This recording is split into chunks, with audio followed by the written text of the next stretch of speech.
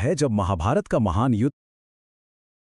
आज की इस चर्चा में हम इतिहास के सबसे गहरे, सबसे कमाल के और सबसे ज्यादा सोचे जाने वाले संवादों में से एक पर बात करने वाले हैं। ये संवाद उस पल का है जब महाभारत का महान युद्ध बस शुरू ही होने वाला था।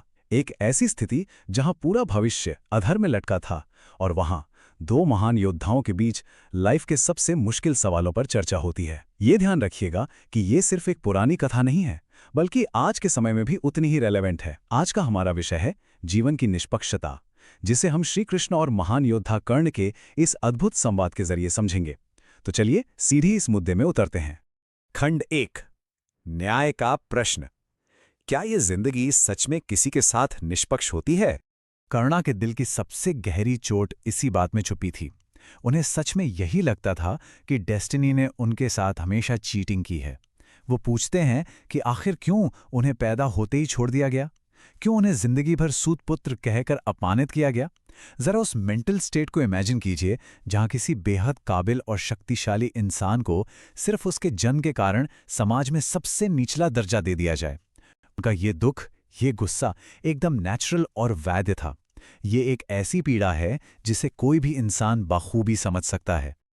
आगे बढ़ते हैं और देखते हैं भाग 2, संघर्ष सार्वभौमिक हैं, यानी कठिनाइयां बिना भेदभाव सबके हिस्से में आती हैं।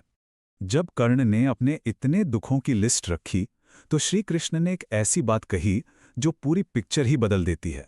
एक तरफ कर्ण हैं जिन्हें बचपन में अपनाया नहीं गया, जिन्होंने सामाजिक बहिष्कार झेला, पर दूसरी तरफ श्री कृष्ण याद दिलाते हैं कि उनका खुद का जन्म तो एक कारागार में, एक जेल में हुआ था। पैदा होते ही माता पिता छूट गए और बचपन से ही हर कदम पर सिर्फ मौत के खतरे थे। मतलब ट्रेजेडी और विपत्तियां किसी के साथ कोई वीआईपी ट्रीटमेंट नहीं करती, चाहे कोई सूतपुत्र हो या कोई राजकुमार। लाइफ की प्रॉब्लम्स और सेटबैक्स सबको झेलने ही पड़ते हैं।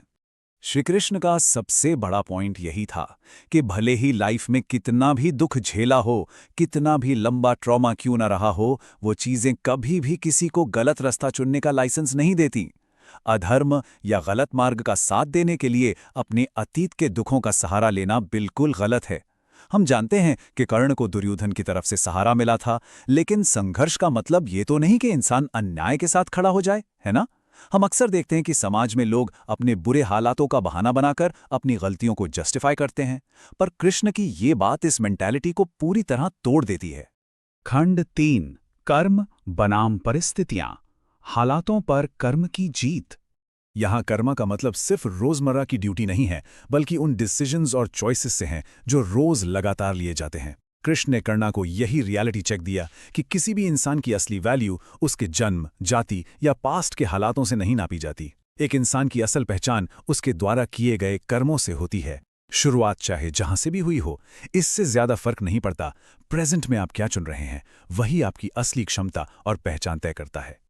और ध्यान दीजिए, कर्मा के साथ एक और अत्यंत महत्वपूर्ण कॉन्सेप्ट जुड़ा है, धर्म, जिसका सीधा अर्थ है सच्चाई, नैतिकता और सबके भले का रास्ता।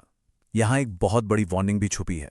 कृष्णा यहां क्लियर करते हैं कि कोई भले ही कितना भी महान योद्धा क्यों ना हो या दुनिया का सबसे बड़ा दानवीर क्यों ना हो, लेकिन अगर उसके एक्शंस धर्म के खिलाफ जाते हैं तो सारी शान और सारी इज्जत पल भर में मिट्टी में मिल जाती है। यश तभी तक है जब तक वो सही दिशा में हो। इस महायुद्ध के मैदान में आने से ठीक पहले कृष्णा एक ऐसी चाल चलते हैं जो लिटरली सब कुछ बदल सकती थी। वो कर्ण के जन्म का सबसे बड़ा सीक्रेट बता देते हैं कि वो कोई सूतपुत्र नहीं, बल्कि स्वयं पांडवों के सबसे बड़े भाई हैं। अब जरा उस मोमेंट को इमेजिन कीजिए।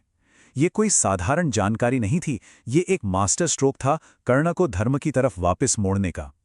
कृष्णा चाहते थे कि कर्ण अपनी आत्मा की आवाज सुने और अपने ही भाइयों के खिलाफ इस अनर्थ युद्ध का हिस्सा ना बने। चलिए आगे देखते हैं खंड 4, मित्रता बनाम धर्म। क्या चुना जाए, निष्ठा या सही मार्ग?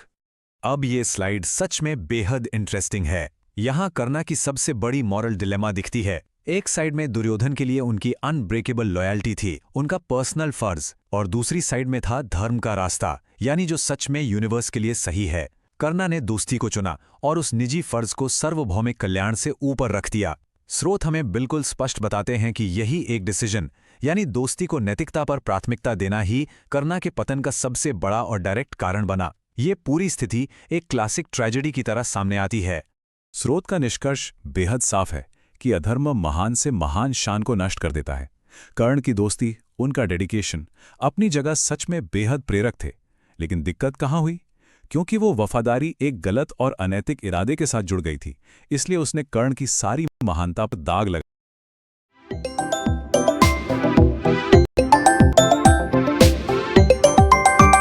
सबसे अहम हिस्से पर चलते हैं।